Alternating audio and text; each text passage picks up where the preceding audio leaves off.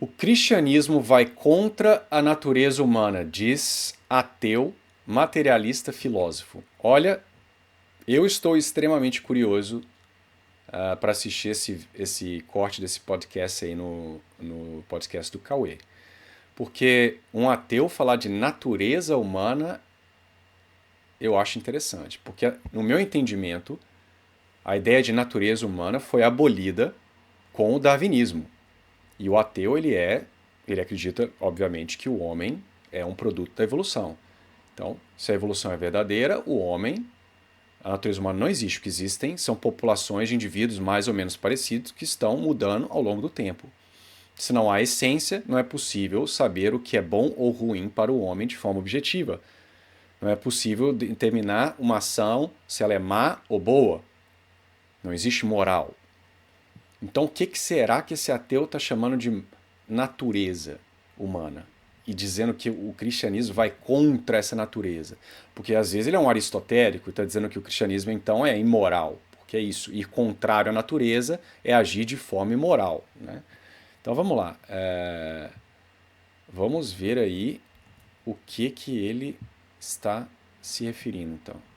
Se você partir do princípio de que existe um Deus e que ele espera determinadas ações de você, essas ações geralmente são contra a sua natureza, são contra a sua, as suas vontades mais naturais, os seus desejos mais naturais. E aí você pensa que se você não agir de acordo com o que esse Deus quer, você vai contrariar sua natureza. E contrariando sua natureza, você é infeliz, você precisa ser infeliz para conseguir ser feliz só na outra vida.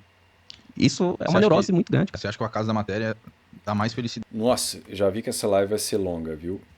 Live não, o meu vídeo vai ser longo, porque em 40 segundos ele conseguiu já falar umas 3 bobagens.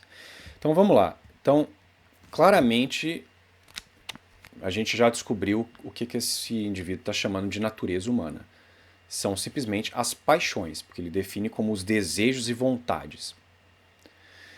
Então veja, então, para ele, a natureza humana é você desejar coisas, e eu imagino que deve ser sexo, comida e sabe-se lá mais o que.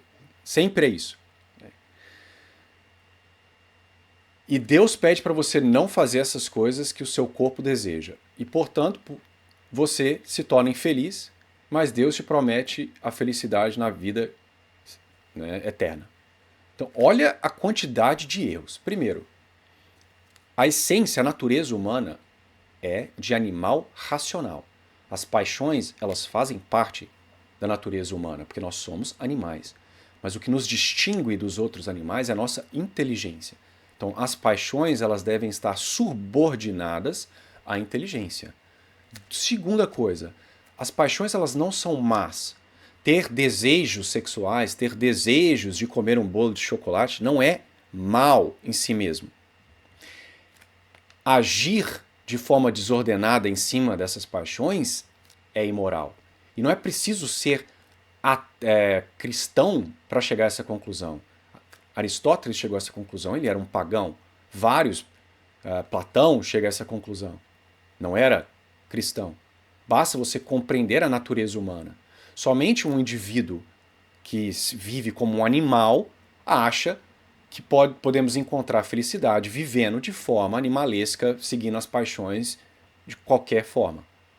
Não há problema gostar do sexo, desde que ele seja dentro do contexto do casamento, sendo aberto à vida. Você pode sentir prazer no sexo. Deus criou o sexo, Deus criou a natureza humana. É a desordem dessas paixões que é criticada. E o terceiro ponto, o terceiro erro, é achar, portanto, né, que não é possível, com a própria razão, compreender o que é a natureza humana e chegar à conclusão de que, por exemplo, o vício, a intemperança, que quer que seja, a luxúria é imoral. Porque na cabeça desse sujeito, o cristão, ele está simplesmente seguindo regrinhas. Deus estabeleceu algumas regras completamente irracionais, que vão contra as paixões do homem, e se o sujeito seguir essas regrinhas, ele vai ficar infeliz. E o quarto erro é achar que o indivíduo que vive de forma desordenada, segue as paixões de qualquer forma, vai ser feliz. Você acha que um indivíduo libidinoso é um indivíduo feliz? Eu era libidinoso. Você não leva felicidade nenhuma. Você sempre quer mais. Você começa a tratar as pessoas como um objeto. Você fica emburrecido, porque você vive como um animal, somente com as paixões. Você não raciocina. Você vive uma vida de miséria. Então, olha o tanto de erro que esse homem comete em 40 segundos de análise. Porque ele não entende o que é o cristianismo. Ser feliz só na outra vida. Isso é Você uma acha neurose que- muito grande, cara. Você acha que o acaso da matéria dá mais felicidade do que acreditar em um Deus onde você tem que seguir normas e éticas, senão você vai pro inferno? Isso não é que é só seguir Olha normas. lá, de novo. Então, a gente segue porque tem uma regrinha, não porque é natural do homem ser virtuoso, né? Que faz bem ao homem ser virtuoso. Então, os caras querem que você... Isso é que, tipo assim, Deus não deixa eu comer 14 bolos de chocolate e fazer sexo com 50 mulheres e depois pedir pra ela abortar porque eu engravidei. Olha isso, que pensamento infantil, né? E éticas. Uma religião como o cristianismo, ela é contrária à natureza humana. Ela exige coisas de você que você não é capaz de realizar. Por exemplo, Constranger os seus desejos e paixões. Você já reparou que todos os Ah, pecados são relacionados ao corpo? Ó, São constrangimentos do corpo? Então, gula, lascívia, preguiça. lascívia é luxo. olha lá. Sabia? Então, basicamente, eu quero viver uma vida fazendo o que eu quiser, minhas paixões. E as regrinhas do cristianismo não deixam. Então, isso é contra a natureza. Olha isso. E tem uma coisa aqui, olha o que ele fala, que coisa interessante. Constranger os seus desejos e paixões. Você já reparou que todos os pecados são relacionados ao corpo? Todos os pecados são relacionados ao corpo. Olha de novo a ignorância sobre o cristianismo que ele tem. Os pecados carnais são os mais baixos de todos, são os mais superficiais, são os menos graves. O homem não é um animal irracional, como esse homem acha, basicamente, né? Que ele está categorizando o homem como basicamente um organismo que vive de paixões, se essa é a natureza humana. O que nos diferencia, como eu disse, é o nosso intelecto. Então, o homem é um animal racional. Logo, os pecados verdadeiramente graves são os pecados intelectuais. O pecado de Adão não foi um pecado carnal, foi um pecado inicialmente de orgulho. O pecado de Lúcifer foi um pecado de orgulho. A blasfêmia é um pecado intelectual. Calúnia. São pecados muito mais graves do que pecados de luxúria, preguiça. Então veja como que ele tem um entendimento completamente tosco da natureza humana e do próprio cristianismo, né? Constranger os seus desejos e paixões. Você já reparou que todos os pecados são relacionados ao corpo? São constrangimentos do corpo? Então, gula, lascívia, preguiça, Lascívia é luxúria? luxúria, né? São desejos mais naturais, mais humanos, sensíveis, relacionados ao nosso corpo, às nossas sensações. Nós buscamos aí o os caras prazer. vão dizer que isso é o fruto do diabo, né? Sei lá, do mal. Mais humanos. Então ele está reduzindo a natureza humana às paixões. Ou seja, ele quer que as pessoas vivam como animais irracionais. E veja que o pensamento dele é extremamente luterano, porque ele fala logo no início ali que é impossível, né? Não dá. Deus pede algo que é impossível de fazer, que é ir contrário a essas paixões. E essa foi exatamente a reação de Lutero. Lutero era um homem extremamente escrupuloso, era um homem que tinha problemas de luxúria, ele não conseguia com as próprias forças vencer a luxúria, e aí ele chuta o balde, fica nervoso com Deus e basicamente diz que está todo mundo predestinado assim assado, que é impossível a contribuição nossa né, dos trabalhos é desnecessária, que é só a graça de Deus, o homem não tem participação nenhuma, os esforços do homem né, porque ele projetou, ele não dava conta de controlar as paixões.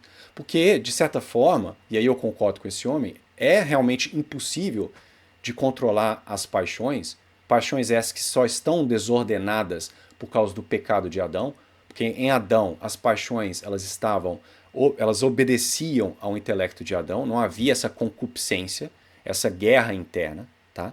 Foi o pecado que trouxe esse conflito, essa desordem. Mas vencer essa desordem com as suas próprias forças, né, é impossível. É necessário, de fato, que nós peçamos a graça e a ajuda de Deus. Mas nós temos que colaborar com essa graça. Lutero chuta o balde da colaboração. Então veja que a ideia dele é luterana, né? Exatamente. E essas sensações, nós Aí buscamos os o cristãos prazer. vão dizer que isso é o fruto do diabo, né? Sei lá, do mal. Nossa, essa live, esse vídeo não vai acabar. De novo, o Cauê também não entende de cristianismo, né? Porque o catolicismo fala que, principalmente com esses pecados aí carnais, que o maior inimigo do homem não é o demônio, é a própria carne. Então, esses pecados aí carnais, geralmente o demônio não precisa fazer nada. O indivíduo que criou os hábitos ruins é a própria carne dele que o arrasta. Muitas vezes o demônio dá uma empurrada, mas não é necessário. Um indivíduo que viveu uma vida de luxúria, ele olha para uma mulher meio mal vestida no ônibus, ele já está lá, tendo quase que uma ereção só de olhar para uma mulher. Não houve nada demoníaco ali. Ele que desordenou as próprias paixões. Então veja como que esse pessoal não entende de cristianismo. Exatamente. Você E acha que isso é lógico? não. Porque qual que é a desculpa do cristão quando ele peca?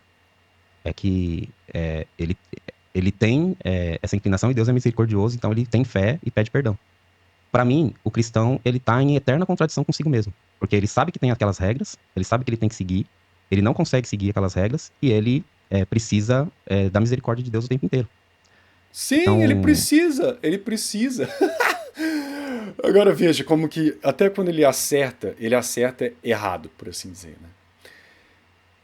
Não é porque ele está em contradição, por assim dizer, porque tem regrinhas e lógicas que ele tem que seguir e ele quer fazer o que a paixão quer que ele faça. Não. O indivíduo que atingiu um estado de conhecimento mínimo, ele sabe que aquilo que ele está querendo fazer é objetivamente errado. Não porque tem uma regrinha, porque é objetivamente errado. Deus é o autor da natureza dele. Então, de certa forma, uma regrinha no sentido de que Deus fez o homem com certos fins. Mas não é uma regra irracional. Tá? O conflito que existe dentro do homem, e ali você vê até no próprio São Paulo, é isso. É que por causa da concupiscência oriunda do pecado original, a pessoa ela quer fazer algo que ela sabe que é bom, e muitas vezes a carne tenta arrastá-lo para o outro lado. E para vencer essa concupiscência, ele precisa da graça divina, ele precisa pedir auxílio. Mas não é porque ele está tentando seguir uma regrinha, é porque ele sabe que aquilo é bom e ele quer agir de forma boa. E o indivíduo que avança na virtude, a concupiscência diminui. Ele age prontamente às coisas boas e não há esse conflito interno. Os santos, eles não ficam, eu tenho que fazer, não sei o quê, e esse combate interno. Né? Não, ele é dócil ao bem. Então, isso aqui, dessa concupiscência exacerbada, esse conflito interno, é com as pessoas que já não alcançaram ainda esse estado de paz interior. A concupiscência ela sempre estará lá por causa da nossa condição. Mas com o avanço da santidade, as paixões elas vão se tornando mais ordenadas. Tá? Então, veja que até quando ele chega próximo de algo verdadeiro, ele aborda de forma errônea. Tá? o materialista, ele vai reconhecer que nós somos movidos por impulsos naturais como buscar o prazer e evitar a dor. Quando a gente busca o prazer e evita a dor, a gente alcança aquele bem-estar que a gente pode chamar, quando esse bem-estar é duradouro, esse bem-estar a gente chama de felicidade. Que não é nada extraordinário, nada muito difícil de se alcançar. É uma certa serenidade, uma certa tranquilidade. Agora, o cristão, Então veja, para o materialista, de acordo com ele, sujeito feliz é aquele que busca o prazer e rejeita a dor. Então ele é um epicurista, basicamente. Né? Então, um sujeito que é pedófilo, ele busca então o prazer de assistir pornografia infantil e de acordo com esse cara, ele está buscando o prazer, evitando a dor dele com a pessoa Pedro, porque para ele dor e sofrimento é ficar sem esse conteúdo, e de acordo com esse cara, não tem nada de errado nisso, porque o importante é buscar o prazer e evitar a dor. Aí ele vai provavelmente qualificar, não, mas nós temos, também envolve a dor, minimizar a dor de todo mundo. E aí começa o problema. Como é que você define o que é bom de forma universal, se não existe natureza humana? Como é que você coloca uma ordem de prioridade dos prazeres do ciclano, o prazer do beltrano, quando eles entram em conflito? Qual a sua regra para dizer que não, esse prazer aqui tem prioridade em cima desse prazer? E começa a bagunça subjetivista aí dessa galera, né? Quando ele cede a um desejo, ele já entra em contradição consigo mesmo. Pequei, preciso do perdão, preciso da misericórdia de Deus, preciso fazer tantas orações, ou preciso ir na igreja e pagar tanto de dízimo. E aí ele vive uma neurose, ele não vive a vida tal como a vida é possível ser vivida, entendeu? Não, meu filho. Ele pode ceder a um desejo, desde que o desejo não seja pecaminoso. Se ele está com desejo de comer um bolo, ele pode comer um bolo. Agora, se ele tem uma vida desordenada e está querendo comer, acabou o bolo, já está entupido, ele tem desejo de comer o segundo bolo, de acordo com você, ele deve buscar comer esse segundo bolo e depois ter uma diarreia explosiva dentro do banheiro e ganhar peso. Um indivíduo cristão com virtude, ele vai dizer: não, o meu corpo está agindo de forma contrária à minha razão, me empurrando para comer esse segundo bolo, mas eu agirei como um animal racional e não comerei esse bolo porque é objetivamente ruim para mim. Então ele vai e coloca o bolinho do lado. Mas de acordo com essa pessoa aí, o indivíduo que age dessa forma, ele é neurótico. O cara que vai e segue o seu desejo e come o bolo e faz cocô na calça é um indivíduo que, esse sim, está em serenidade. Com a cueca suja, mas em serenidade. Inclusive, essa questão da culpa, ela é muito forte na nossa sociedade. E a culpa, ela não é nem um sentimento, o conceito culpa não é nem algo relacionado a sentimento, a psicologia. Culpa é um conceito do direito que foi para a teologia, e da teologia, de alguma maneira, ele chegou na psicologia. Quando você, digamos assim, você concorda que o cristão é um ser culpado? Ele se sente culpado? Isso é a base do cristianismo, né? Sim. A culpa original é a culpa lá do pecado original.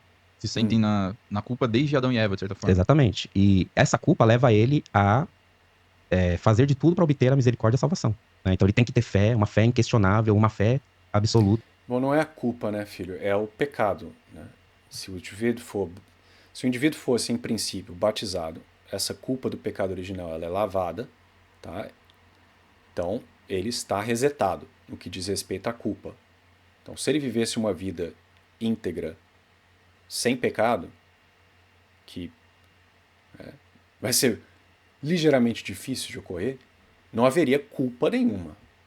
O indivíduo sente culpa quando ele comete um pecado.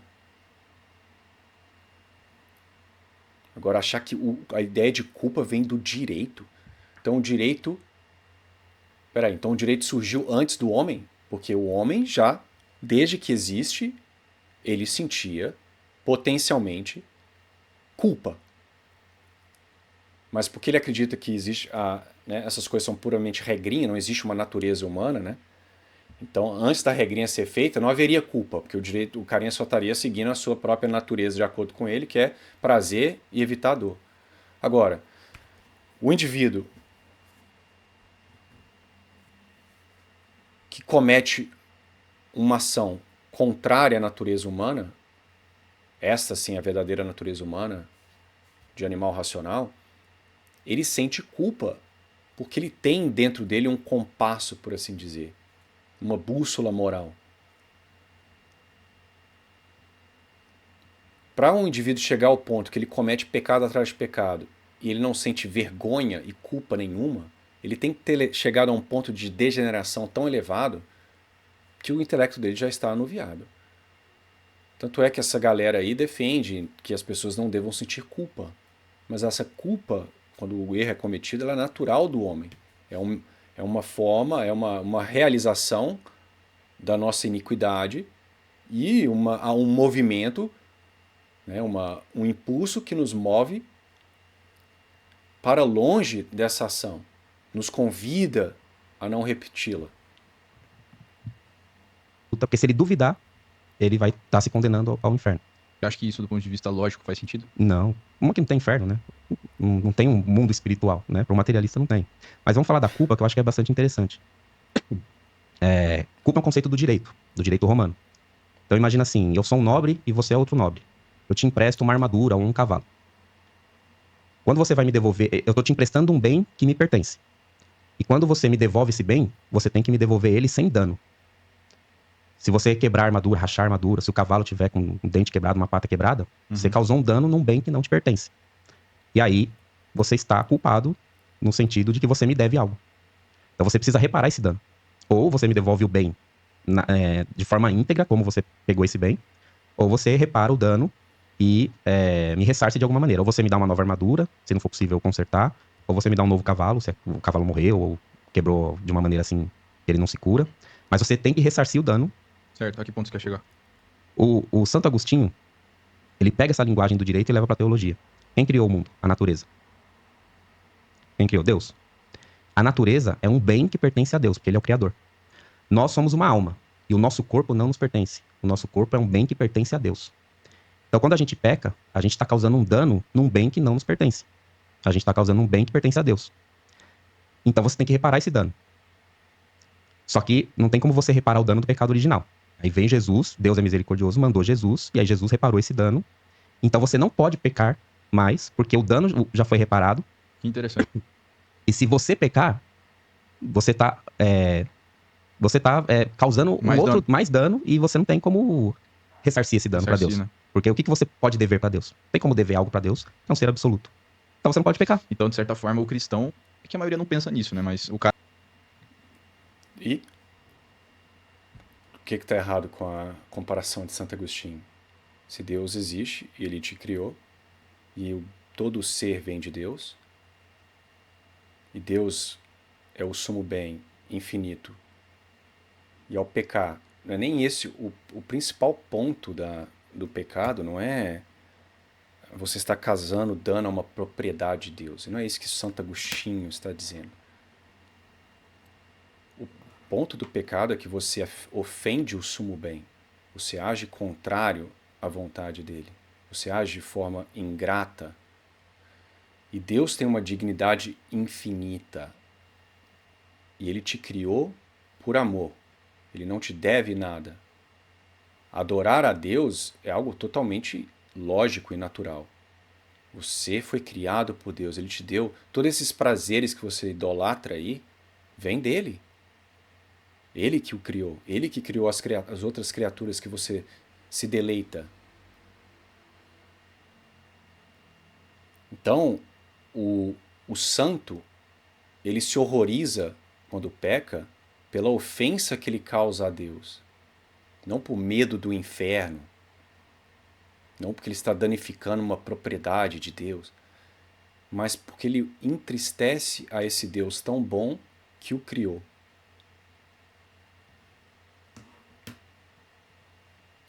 E uma vez que Deus tem dignidade infinita, então, sim, a dívida contraída é infinita. Porque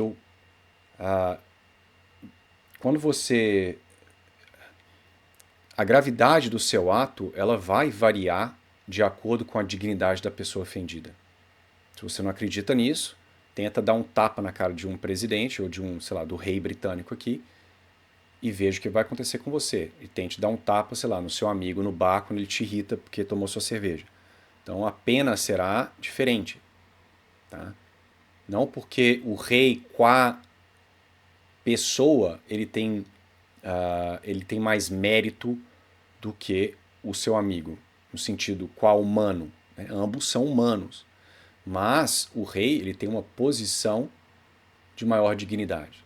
Tá? Deus tem uma dignidade infinita. Então um ato contrário a Deus ele tem um valor infinito. E Deus não tinha obrigação nenhuma de perdoar os nossos pecados, porque o céu ele é gratuito.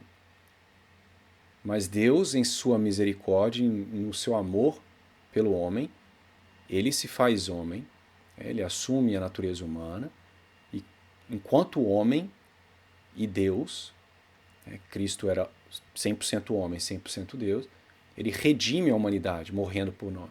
Olha que Deus bondoso. Né? Então ele se sacrifica. Isso não existe em nenhuma religião falsa. Essa ideia de um Deus tomar a natureza humana, se sacrificar pela criatura.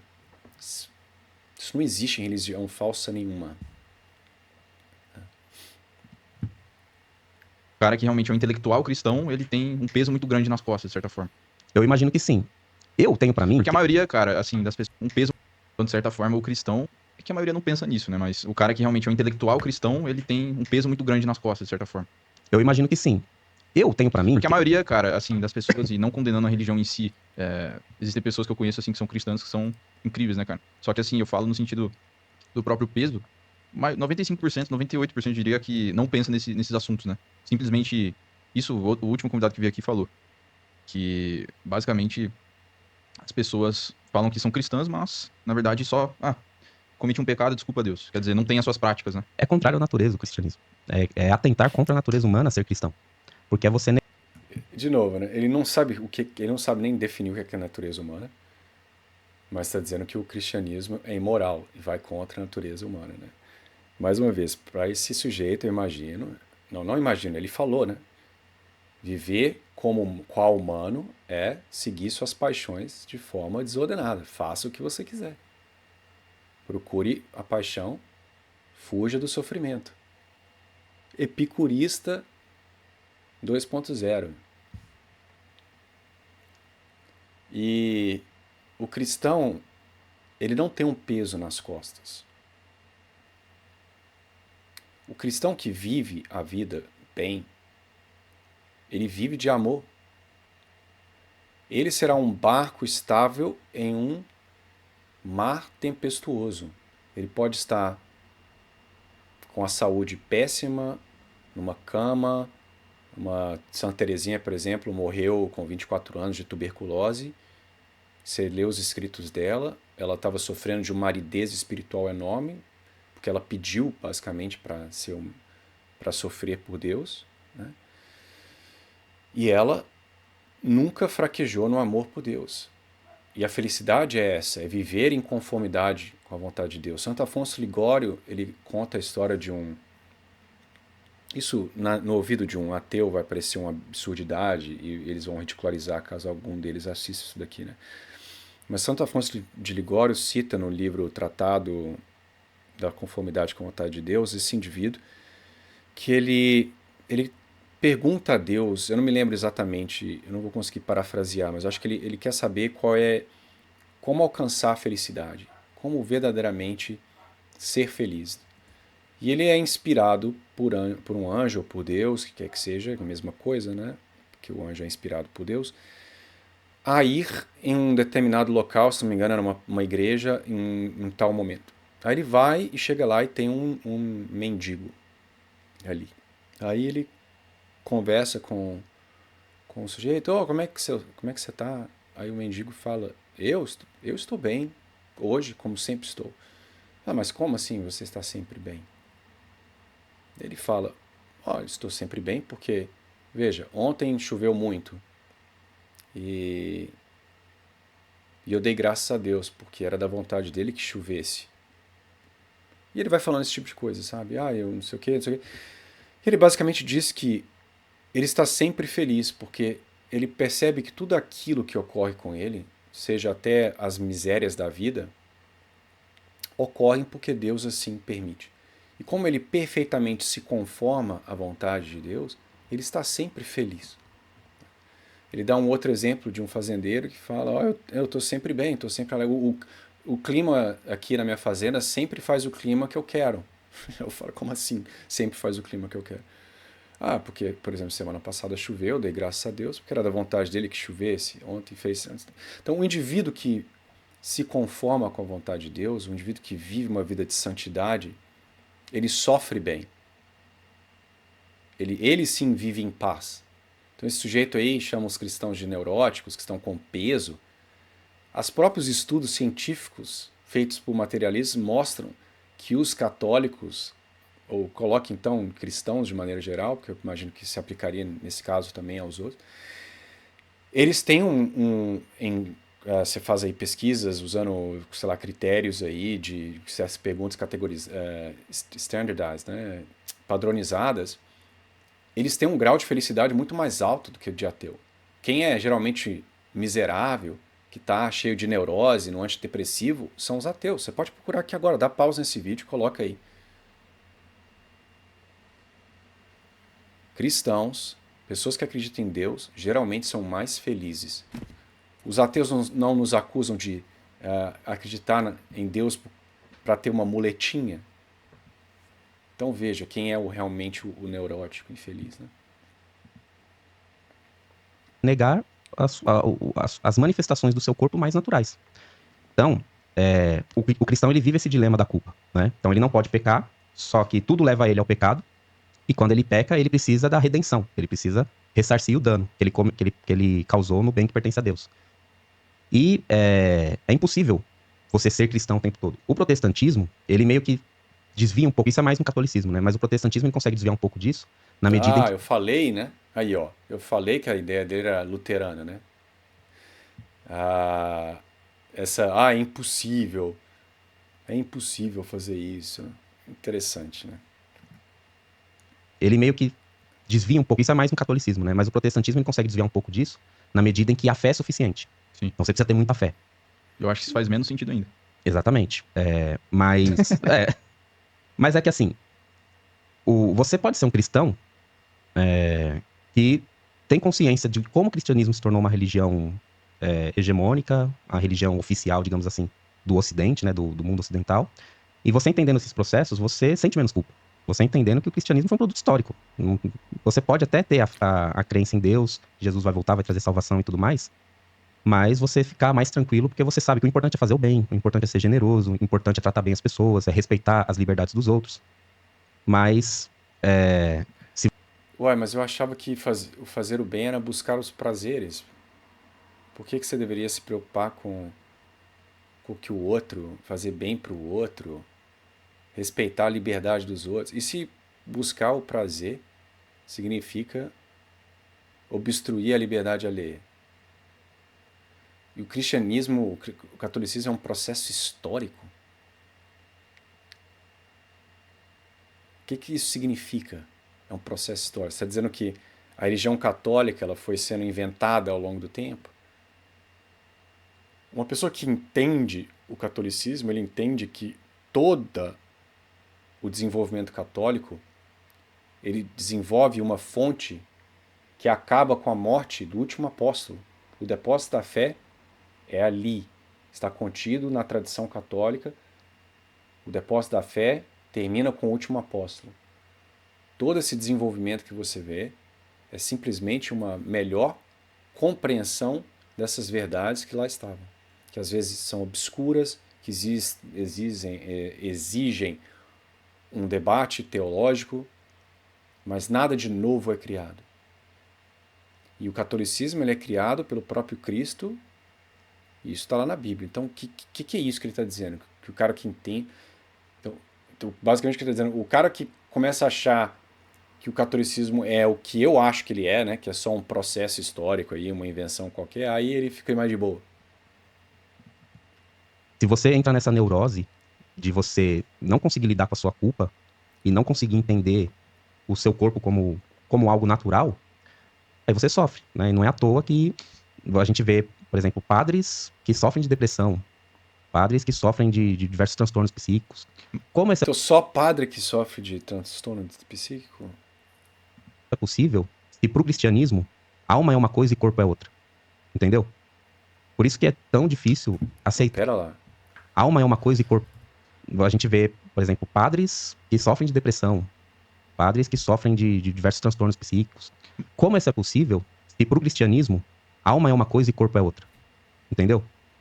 Por isso que é tão difícil aceitar essa cosmologia. Porque o que é o... Então, pera lá. Olha, agora ele saiu lá, ele saiu do luteranismo e agora ele está caindo num certo gnosticismo, né? Então, olha isso. Então, para ele, eu tô imaginando, é isso que eu tô entendendo. Então, para ele, uma vez que a alma e o corpo são coisas distintas, Então, e o catolicismo, ele basicamente rejeita o corpo, né? Porque ele está indo contra as paixões desordenadas, que para ele é a natureza humana. Então, o católico, ele odeia a matéria, ele quer só o espírito. Então, como é que funciona isso, né? Como é que um padre poderia estar deprimido se, como é que o espírito dele ia ser afetado pelo corpo? Olha o dualismo gnóstico dele, né? Olha que coisa interessante, cara. Né? Como é que os erros sempre são os mesmos, velho. Então, basicamente é isso, né? Não tinha feito essa ligação no começo, né? Então, ele tem uma visão gnóstica do catolicismo. Ele acha que o católico acredita que o corpo é algo ruim, que deve ser completamente eliminado e só a alma que conta. Só que esse dualismo aí cartesiano, ele é totalmente errado, né? Gnóstico. O homem ele é um composto de matéria e forma, mas ele é o composto. Ele não é só a alma ou só o corpo. O homem ele tem um aspecto material, animal. As paixões, elas não são ruins. Elas simplesmente, como eu falei no início, elas devem ser ordenadas pela razão. Inclusive, né, tem uma noção até entre cristãos errônea, né, de que o indivíduo mais virtuoso é aquele que age sem sentir nada. Então, se tem um cara que olha para um mendigo e sente uma compaixão, uma piedade, e é movido e age e faz a boa ação, dá o dinheirinho pro pobre lá, compra um sanduíche para ele e vai embora, na cabeça de alguns cristãos, o cara que olha para o mendigo não sente absolutamente nada, ou até às vezes sente repulsão, mas ainda assim escolhe lá dar o dinheiro para o mendigo, esse segundo cara é mais virtuoso, porque veja, ele não foi movido pelos sentimentos, etc. Isso é uma visão gnóstica, é parecida com a desse cara, e está errada. O ser humano ele é um composto de matéria e forma. O indivíduo que age mais virtuosamente é o indivíduo em que ele com a razão, ele percebe a pobreza do homem, a miséria, ele sabe que a coisa boa a se fazer é ajudar, mas as paixões dele se alinham com essa mesma conclusão. E ele sente compaixão. Isso o próprio São Tomás de Aquino vai falar. Se você não está sentindo uma sensação boa ao ajudar uma pessoa, há algo errado com você. Tá? Então, as paixões, elas devidamente ordenadas, elas são boas. Então, olha como que esse cara, ele não sabe o que é catolicismo. Ele tem uma visão luterana e gnóstica. O que é a virtude no cristianismo? É quando a alma tem domínio sobre o corpo. E o que é o vício? É quando o corpo tem domínio sobre a alma. Uai, Então, não, pera lá. você Pera lá. Então ele... Não, agora eu tô confuso. Agora eu tô confuso. Então ele finalmente acertou. Mas se ele sabe que é exatamente a alma dominar as paixões descontroladas... Não, pera lá, ele não usou o termo descontrolado. Vamos ouvir de novo isso aqui. Vamos lá. Porque o que, Pera que aí. é o. O que é a virtude no cristianismo? É quando a alma tem domínio sobre o corpo. E o que é o vício? É quando o corpo tem domínio sobre a alma. Aham. Então, você praticar a virtude é você agir apenas de maneira racional de acordo com os princípios da doutrina cristã. As pessoas não conseguem fazer isso. As pessoas, o cristão dificilmente ele consegue praticar as virtudes da caridade, da obediência e da... Tem mais uma agora, não tô lembrado qual que é. Mas são 3 virtudes teologais, né? Caridade, obediência, tem mais uma agora, não lembro. Acho que é a fé.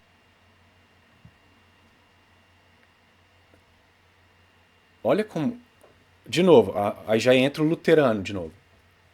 Aí quando ele acerta, o que ele acabou de falar contradiz totalmente, né? O que ele falou antes.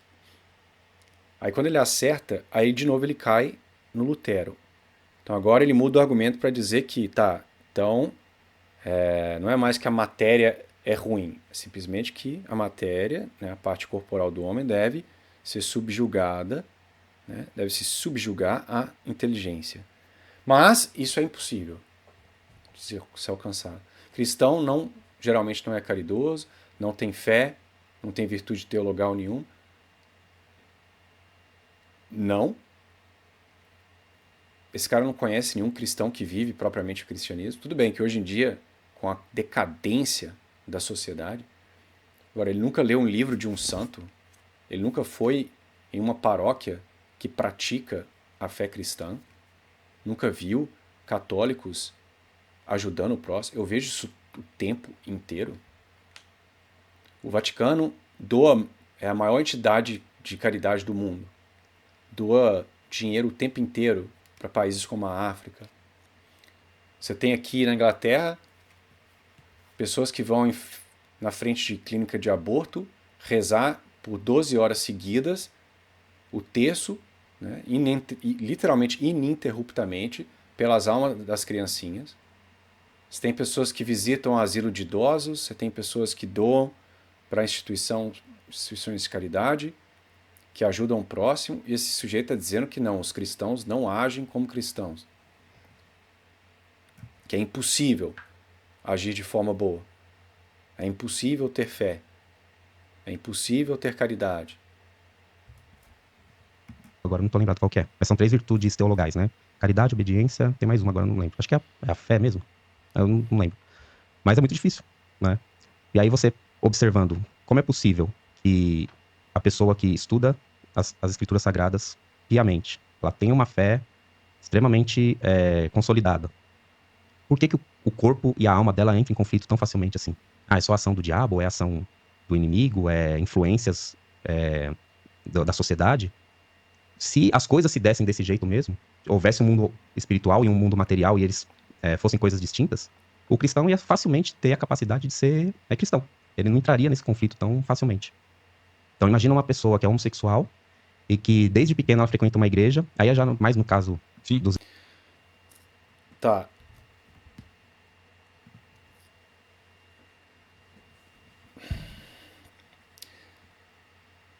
A concupiscência, ela existe por causa do pecado original.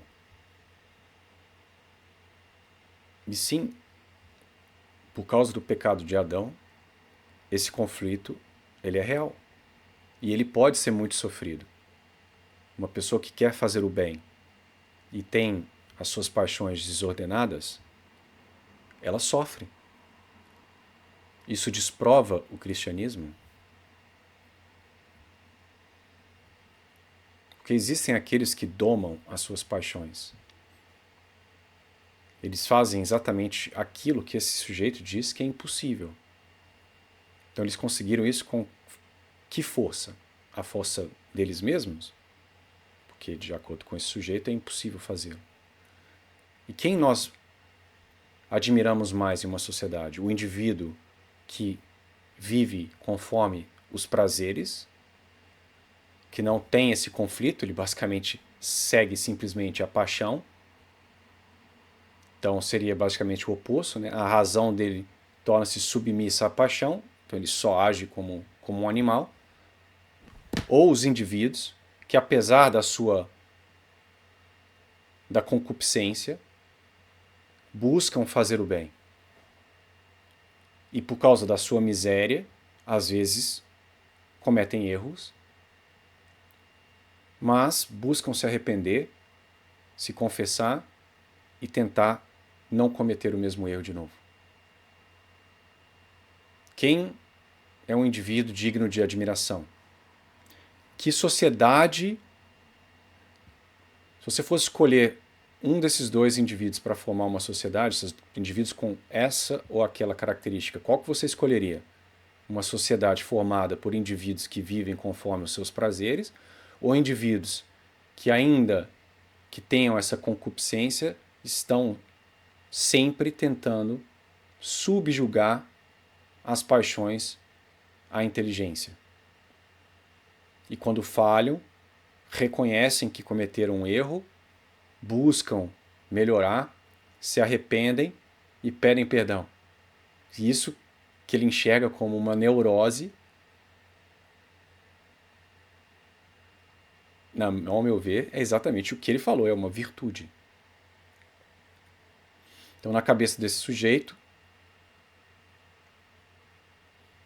nesse mundo caído que nós vivemos, se o cristianismo fosse verdadeiro, não haveria sofrimento nenhum. Todo mundo ia ser perfeitinho a matéria estaria constantemente em obediência à razão, todo mundo agiria 100% de forma boa e ponto. Mais uma vez que as pessoas não fazem isso, logo o cristianismo está refutado, então vamos chutar o pau da barraca e seguir os prazeres.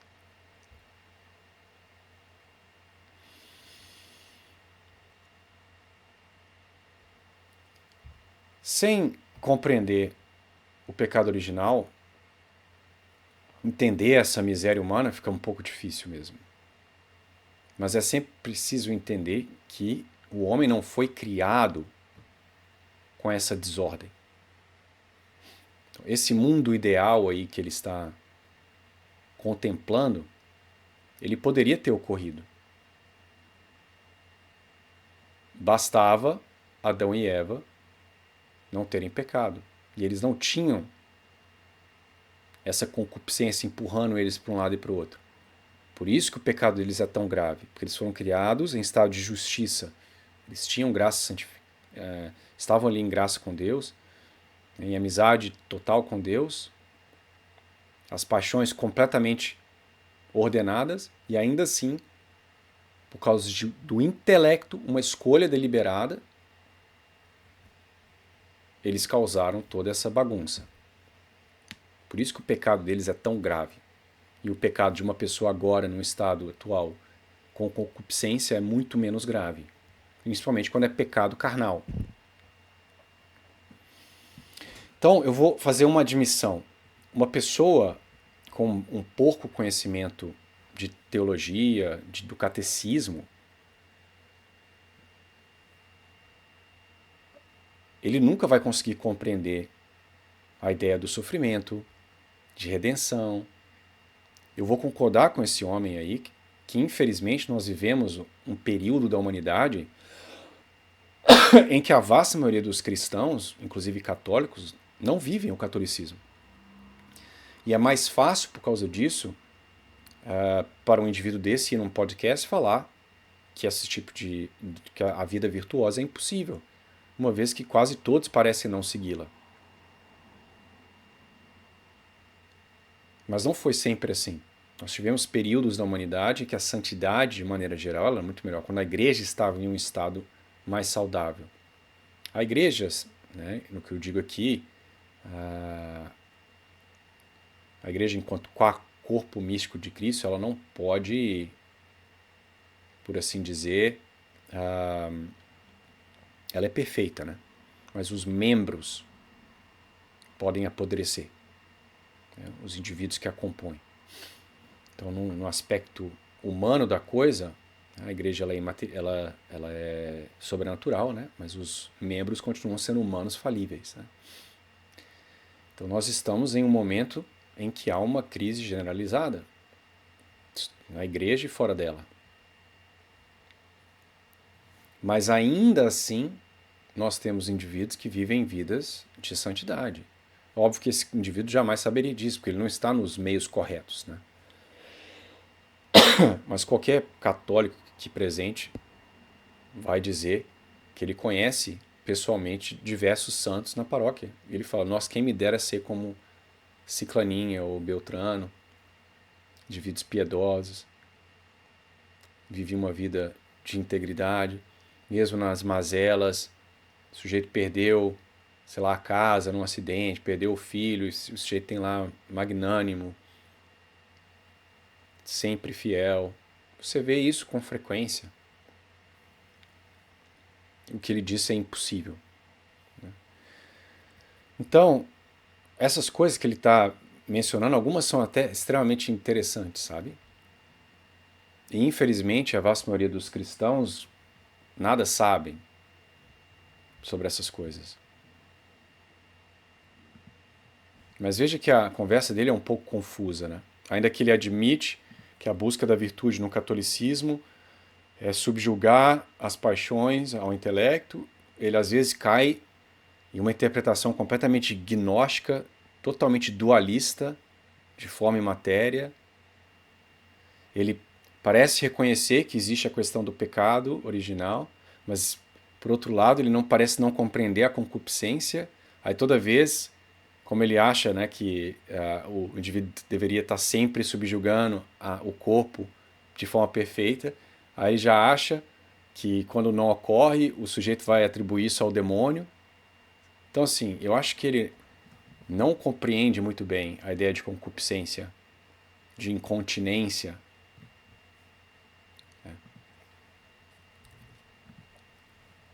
Os evangélicos, que é homossexual, ele não entraria nesse conflito tão facilmente. Então, imagina uma pessoa que é homossexual e que desde pequena ela frequenta uma igreja, aí é já mais no caso Sim. dos evangélicos, né? Mas na igreja católica, ela, acho que hoje, depois do Papa Francisco, ela passou a tolerar a homossexualidade, mas existem igrejas que, assim, o cara fala na internet abertamente que, assim, se você é gay, você não pode ter relação com a pessoa do mesmo sexo. Você está... Isso ainda é a posição da igreja, tá? Só que ele usou uma terminologia errada ali, né? Eu não sei como é que ele falou ali. Na igreja católica, ela, acho que hoje, depois do Papa Francisco, ela passou a tolerar a homossexualidade, mas existem... A igreja católica, ela não... A homossexualidade com o indivíduo ser homossexual. A igreja entende, né, se não for, por exemplo, causado por um fator social, se o indivíduo tiver algum tipo de predisposição, então isso em si mesmo não tem o que ser condenado ali. Mas você dizer que a igreja hoje aceita que então esse indivíduo que tem a predisposição ele pode agir em cima dessa predisposição e ter uma relação homossexual, não. A igreja católica continua condenando e sempre condenará esse tipo de ação, tá?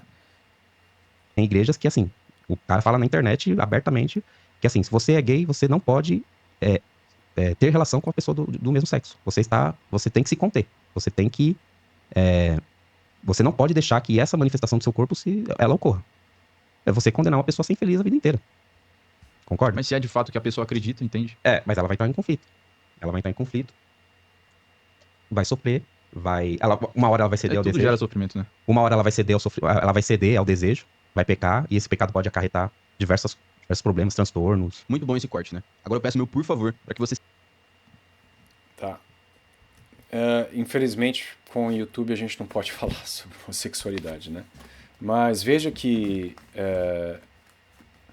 ignorando a questão da homossexualidade, coloque do lado, pegar o mesmo raciocínio lógico dele, você pode aplicar para qualquer coisa que até ele consideraria imoral e absurda. Eu dei o exemplo mais lá para trás, então, seguindo essa lógica, por exemplo, a pedofilia ela é condenada pela igreja, mas o indivíduo que tem uma natural predisposição a querer fazer sexo com crianças, ele será infeliz por toda a sua vida, porque a igreja fala que ele não pode fazer. Então, olha, né? É esse o princípio que rege a vida desse cara, que ele está defendendo. Que você deve seguir a sua natureza. E o que é natureza para esse cara? São as suas paixões. Então, se você tem uma paixão completamente desordenada, o sujeito tem prazer em matar. O psicopata ele tem. Ele tira prazer lá de esquartejar a vítima, tirar foto e guardar um pedaço do corpo dela dentro do armário. Então, de acordo com a lógica desse cara aí, ele está liberado, então. Tadinho dele, ele vai ficar infeliz porque a igreja fala que isso é objetivamente ruim. Isso é maldade pura. O pedófilo, coitadinho, não pode predar a criança porque ele vai ficar infeliz porque a natureza dele não está sendo realizada. Olha que pensamento perverso, né? Mas é o pensamento epicurista aí, desse relativismo e subjetivismo que vale a minha natureza aí, minhas paixões. E o neurótico é o católico que quer colocar as paixões a serviço da razão e buscar fazer o bem, que ele chama de regrinha, né? Então veja, né? Então é isso, galera. Depois, quando eu faço vídeo falando que o ateu ele não consegue ancorar a moralidade dele, que ele cai em absurdidades e a conclusão dos pensamentos dele é completamente maldosa, essa galera fala que eu sou maluco, né? Tá aí o exemplo. Uma sociedade, se fosse regida pelo princípio desse sujeito aí, cara, seria uma sociedade que nem ele aí, ó, ia querer viver. Se cada um seguisse aquilo que o faz sentir prazer. Tchau. Você tava ferrado, meu amigo. Então é isso, esse vídeo ficou extremamente longo, né? Mas foram 14 minutos, assim, de muito erro, né? E quando ele chega perto de acertar, ele se contradiz logo em seguida, né? Eu espero que ele eventualmente perceba que o princípio que ele abraçou, né, como sendo, né, o princípio epicurista, basicamente, é um princípio maligno, né? E que ele não entende concupiscência, ele não entende a relação de forma e matéria no homem. Ele tem um dualismo ali gnóstico, né? A matéria é ruim, então nós temos que estar sempre batendo na matéria. Se o homem pudesse se livrar da matéria e ser só o espírito, né? Então tem um quê gnóstico, tem um quê luterano ali na ideia dele. Às vezes ele parece tomar conhecimento, né, dessas coisas, aí depois ele dá uma guinada para o outro lado. Então eu espero, porque se ele perceber, eu acho que há potencial aí para ele se converter, né? Então rezemos por ele. E os senhores tenham uma boa noite e até a próxima. Tchau, tchau.